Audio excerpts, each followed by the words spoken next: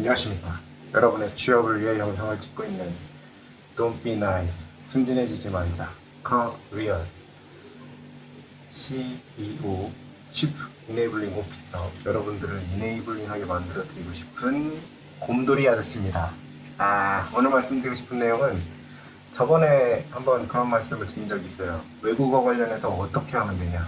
이게 사실 막 저한테 이제 1대1 컨설팅을 요청하셨던 분들 중에 영어 성적에 대해서 엄청 고민하시는 분들이 생각보다 되게 많아요. 생각보다. 그래서 좀 그거에 대해서 좀 저번에 한번 말씀을 드린 적이 있는데, 사실은 제가 생각할 때 있잖아요. 영어 성적은 특히나 국내 기업에 지원을 한다라고 하면 컷만 맞추면 돼요. 진짜. 진심. 컷만 맞추면 돼요. 왜냐면 이걸 생각을 해보시면 돼요. 근데 이게 왜냐면은, 자, 내가 만약에 국내 보험회사에 취업을 하려고 막 도전을 했어요. 여기저기 취업을 하려고 도전을 하다가 삼성그룹에 딱 갔어. 근데 삼성은 그룹사적으로 그 컷이 있잖아요. 토익 컷이. 근데 예를 들면 국내 영업이야, 내가. 국내 영업을 지원을 했는데 팀장 입장에서는 막 뭐 토익이 막 990이야 이러면은 이런 느낌이 드는 거예요. 영어 열심히 했네. 성실한 친구구만. 그런데 문제는 예를 들면 990짜리 토익 990짜리가 있고, 어떤 친구는 근데 뭐 토익은 한 700 겨우 넘겼는데, 컷을 겨우 넘겼는데, 이 친구는 예를 들면 무슨 뭐 영업 관련된 뭐 보험 관련 무슨 상품 개발 이런 공모전에서 우수상을 탔네? 아니면 장려상을 탔네? 막 이런 게 있어. 그러면은 누구를 뽑을 것 같아요? 저 같으면은 공모전 친구 뽑아요. 네.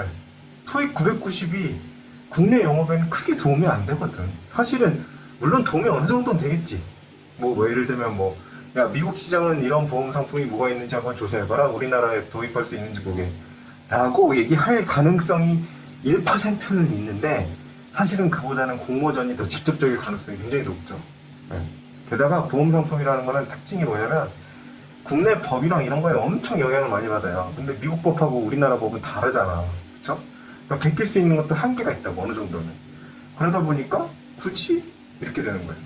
그러니까 내가 국내 보험을 파는데 딱히 그게 막 필요가 없는데, 그것만 막 영어만 들이파갖고 내가 990을 만든다 한들, 그게 사실은 그렇게 막 크게 의미가 있는 신입 채용의 입장, 신입 취업 입장에서는 그런 뭐 스펙이 될 수도 있는 거예요. 그거를 일단은 말씀을 드리고요.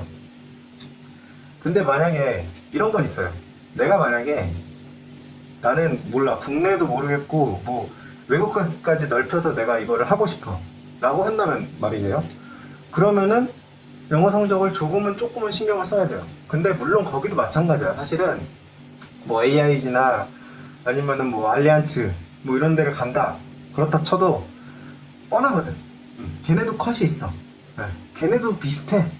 왜냐면은 걔네는 외국에 있는 애들이랑 말을 많이 하겠지. 뭐 예를 들면 영업 관련해갖고 뭐 커뮤니케이션도 해야 되고, 걔네 상품에 대한 설명도 좀 더 들어야 되고, 본사 상황도 들어야 되고 하니까 뭐 커뮤니케이션 어느 정도는 하니까 컷도 더 높을 거고 그렇긴 한데, 그럼에도 불구하고 영업이 된다. 그러면은 누구 대상이에요? 당연히 우리나라 사람 대상일 거 아니에요. 우리나라 사람 대상이면 보험 상품을 더 잘 설명하고 영업을 되게 잘할 것 같은 그런 친구가 더 나은 거예요. 네. 팀장 입장에서도 외국계도 그런 거예요. 그거를 일단은 감안을 하셔야 되고요. 그럼에도 불구하고, 그러니까 그런 거지. 외국계를까지 감안해서 내가 확장을 하고 싶다. 그러면 점수를 더 높이셔야 되는 거고. 그런데 이런 친구가 있어요. 외국어가 높으면 높을수록 되게 좀 좋은 직무들. 예를 들면 내가 영어 실력이 진짜 레알로 내 연봉하고 비례하는 직업들. 통역사라든지 아니면은 진짜 뭐 전략 기획을 하는데 내가 외국계 그 고객들하고 커뮤니케이션이 굉장히 많이 일어나는, 아니면 본사하고 굉장히 커뮤니케이션을 많이 해야 되는 그런 데는 영어 성적이 높으면 높을수록 위에서 좋게 볼 확률이 높아지죠. 그래서 사실은 영어 공부를 하지 마라 이 얘기가 아니에요. 영어 공부를 하면 할수록 여러분의 가능성은 점점 넓어져요. 그런데 취준생 입장에서 내가 타겟을 정확하게 잡으면 이 영어 공부에 쏟는 시간을 최소화를 할 수 있다는 거야. 최소화라는 얘기는 컷을 잡았다. 그래, 내가 뭐 이게 컷 딱 잡으면 2년은 이제 먹고 들어가잖아요. 그러면 2년 먹을 동안에 난 다른 걸 준비를 한다는 거지. 자격증이라든지 아니면은 뭐 다른 뭐 공모전 준비라든지 이런 걸 한다는 거죠. 그게 낫다는 거야. 그 시간에 영어 컷을 넘겨놓으면 그 얘기를 하는 거고요. 그런데 그럼에도 불구하고 입사를 하시게 되면요, 저 같은 그 학부 유튜버를 보면서도 이렇게 공부를 하시려는 분들은 분명히 붙을 겁니다. 근데 만약에 입사를 하시게 되면 영어는 진짜 좀 열심히 하셔야 돼요. 네. 왜냐면 그 전략 기획은 100% 열심히 하셔야 되고요. 영어도 마찬가지예요. 이게 마케팅 이론이라든지 사람 사는데 거의 똑같아요, 진짜. 저도 전략이랑 신사업하면서 느끼는 건데 사람 사는데 진짜 다 똑같아. 산업이요. 그 미묘한 차이들이 있는데 물론 그 미묘한 디테일의 차이에서 진짜 슈퍼 전문가와 일반인이 나뉘는데 그 미묘한 차이를 제외하면 진짜 그 마켓 전체적으로는 되게 비슷해요. 네. 그러니까 우리가 뭘 할 수 있냐면 외국의 사례를 보고 배울 수가 있단 말이에요. 네. 그래서 웬만한 그 좋은 정보들은 다 영어로 돼 있어. 진짜 나도 그게 너무 싫은데 영어를 안 할 수가 없어요. 그거 다 영어로 돼 있는데 어떡해. 네. 적어도 빠르게 읽고 내가 그거를 빠르게 듣고 판단을 할 수 있어야 된단 말이에요. 그쵸? 그러려면 그러니까 내 업무 능력이랑 관련이 있는 거예요. 그러려면 영어 공부를 해야 되는 거지. 정리를 하자면 입사를 하실 때는 진짜 그 컷만 맞추시고 다른 그 스펙을 준비를 하시는 게 맞다. 그런데 입사를 하고 난 다음에는 자기개발 차원에서라도 외국어 공부를 꾸준히 해주시는 게 좋다.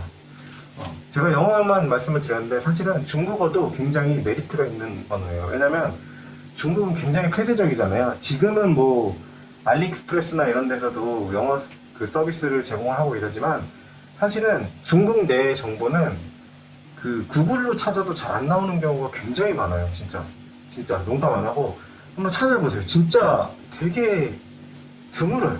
그래서 저도 컨설팅 하면서 느끼는 건데 중국어 능력자를 찾는 경우가 있거든요. 딱 보면 시장 조사가 필요한 경우에는 거의 중국어 능력자를 필요로 해요.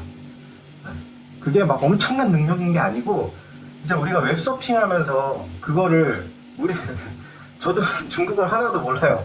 그러니까 중국어 웹사이트에 들어가서 중국어를 보면 그냥 막 이게 뭐지 이게 까만 건 글자고 하얀 건 그냥 그 화면이거든.